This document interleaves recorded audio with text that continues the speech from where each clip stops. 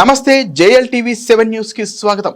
కురుమ సామాజిక వర్గానికి చెందిన మరో ఆనిముత్యం దూడల బుచ్చయ్య కురుమ 2025కు గాను కీర్తి చక్ర జాతీయ పురస్కారం అందుకున్నారు.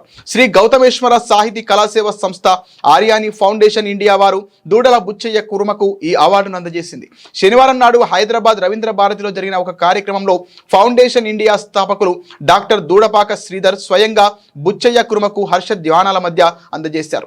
కొత్తగూడెం జిల్లా కేంద్ర నివాసి దూడల బుచ్చయ్య కురుమ ఒగ్గు కళాకారులుగా, రాజకీయవేత్తగా, సాహితీవేత్తగా, వ్యర్థాలతో కళాకారుడిగా అంచెలంచెలుగా ఎదుగుతూ వచ్చారు.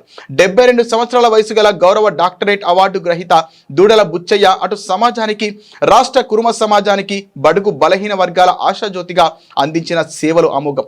తెలంగాణ సాయుధ పోరాట యోధుడు, తొలి అమరుడు దొడ్డి కొమరయ్య కురుమ ఆశయ సాధనల కోసం కూడా తనకంటూ ఒక ప్రత్యేక గుర్తింపు తెచ్చుకున్నారు.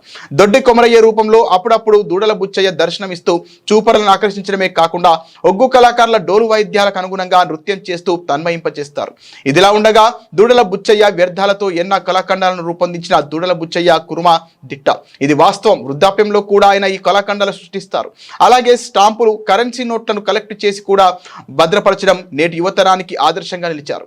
సమాజానికి గణనీయంగా సేవలు అందిస్తూ గౌరవ డాక్టరేట్ దూడల బుచ్చయ్య కురుమ కీర్తి చక్ర జాతీయ అవార్డు పొందడంతో సర్వత్రా హర్షం వ్యక్తం చేస్తున్నారు.